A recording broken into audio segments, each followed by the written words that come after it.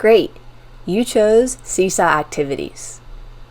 You're going to leave from this video being able to create a Seesaw activity on your own and to be able to search the Seesaw activity library and add some activities to your own library. To do so, we're going to watch a quick video going over how to do just that. Now let's explore the Seesaw activities for you to create and for you to use. If you look in the very top of the screen, you'll see a green circle button with the word Add. Once you click that button, you have three options. One is Send Announcements, one is Assign Activities, and one is Post Student Work. You're going to go to Assign Activities.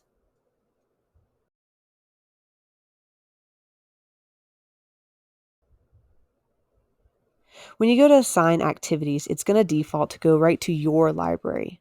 So if you're new to Seesaw, this will be empty. If you've been in Seesaw, you can see all the activities that you have added to your library.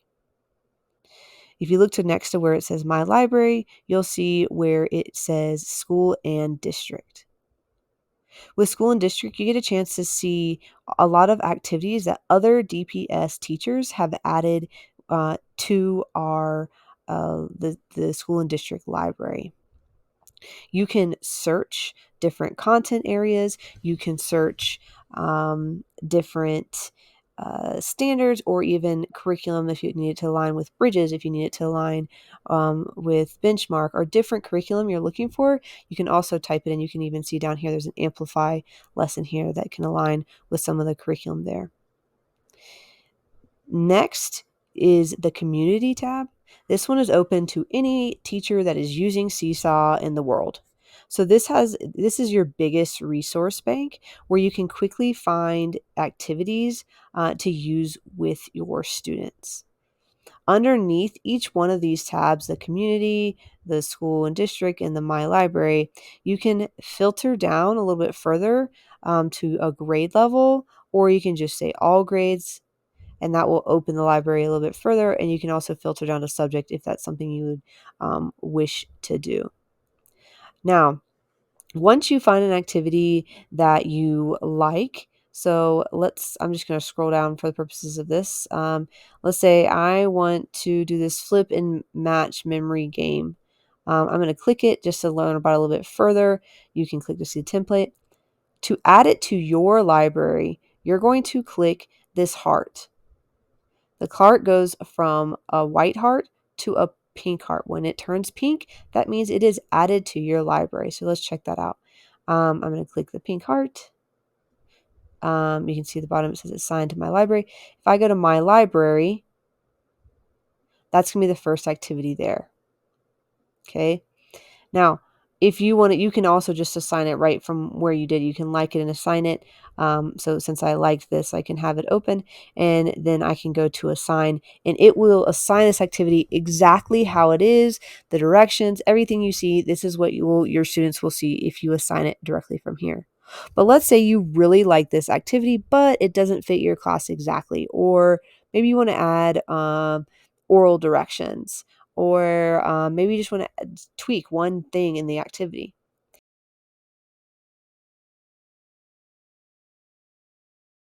If you scroll down and find these three dots, click the three dots, and you're going to go to where it says Copy and Edit Activity. Once you click this, you can make this your own. You can change the name, the directions, you can add voice instructions so you can read what you have written out. You can add an exemplar or example for your students to work towards. And then you can also edit the student template as needed for the students to interact with. And then you would click Save, and this would go right into your library with the edits that you have. So when I go to my library, you can see I have two of them now. One, I have the original author, and then one's by me because this is the one that I copied and edited for myself. So that's how you would grab an activity that's already created. Let's take a look at creating a brand new activity. So I'm going to click the plus sign where it says create new activity. Now this was under my library, and it's kind of how you did when you copy and edit it. You can create a title, and you can type instructions. I want to just put do awesome. We do awesome work. And then you can add your voice instructions. So you just click add voice instructions, click the microphone tool and say add or do awesome work. Click the pause. It will process it. You can listen to make sure you like it.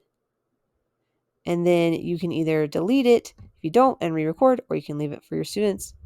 You click here, add multimedia instructions or example. This is a great place to add, maybe if you want to do a video modeling how to do an activity, this is a great place to put that for students. Or like I said earlier, a good place to put an exemplar. Okay, so if I click that, you can choose how you would like to do it. If it's a document you've already created, you can upload it here. You can create a note, which kind of looks like a notebook page, and you just type it. You can insert a link to another page. You can insert a video. You can do a YouTube video direct link, or you can record a video. You can use a drawing tool, or you can use a photo for students to look at. So I'm going to use the drawing tool. The drawing tool has the most the ability to make things more unique to your situation. So in the drawing tool, I'm going to create, and I'll go into this interface a little bit further later on, but I'm going to create just maybe it was an exemplar of how I wanted them to draw a smiley face. So here's my smiley face. So here's my exemplar that I want them to have. Just click the green check, and that will be the example my students see. And then I can leave the template for them blank, and they'll just see the workspace that we just saw a second ago. Or if you wanted to have a sentence stem already in there, or if you wanted to have some of those activities, you want to already have some interactive drag and sort activities, this is where you would put it inside the student in template. The last section is teacher notes. These are things that only you would see.